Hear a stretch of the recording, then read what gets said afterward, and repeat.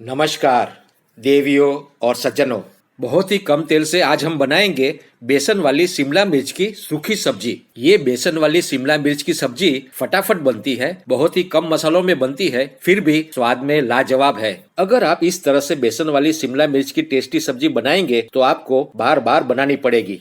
शिमला मिर्च की सब्जी के लिए हमने 200 ग्राम शिमला मिर्च को पानी से अच्छी तरह से धो लिया है और शिमला मिर्च के साथ साथ 4 हरी मिर्च लेंगे जो बहुत ही गुस्से वाली है और इसकी जबान तीखी है। शिमला मिर्च के हमने टुकड़े कर लिए हैं और बीज को निकाल दिया है। 4 हरी मिर्च के भी टुकड़े कर लिए हैं जो हमारी शिमला मिर्च की सब्जी को किक देगी।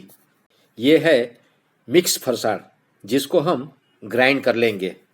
गैस को ऑन करेंगे और एक पैन में डालेंगे 1 टेबलस्पून मूंगफली का तेल। तेल गर्म होने पर हमने इसमें ऐड किया है आधा टीस्पून हींग और 1/4 टीस्पून टर्मरिक पाउडर। अब इसमें हम ऐड करेंगे विटामिन सी से भरपूर भोली भाली शिमला मिर्च और तेज तर्रार तीखी हरी मिर्च। मिक्स कर लेंगे, अच्छी तरह से मिला लेंगे।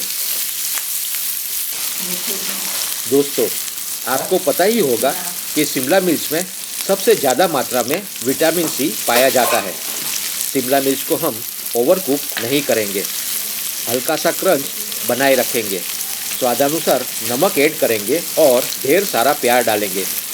अब इसमें हम ऐड करेंगे 1 टेबलस्पून धनिया जीरे का पाउडर और आधा टेबलस्पून काश्मीरी लाल मिर्च का पाउडर डालकर अच्छी तरह से मिक्स कर लेंगे, मिला लेंगे।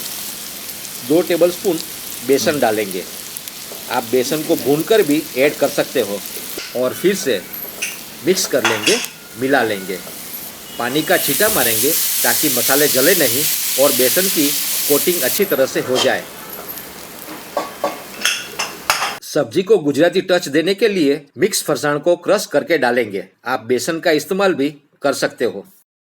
1 टीस्पून आमचूर पाउडर ऐड करेंगे और अच्छी तरह से मिला लेंगे। जब भी आप घूमने जाते हो, ट्रेन में सफ़र करते हो तो ये शिमला मिर्च की चटपटी सब्जी अपने साथ जरूर ले जाए।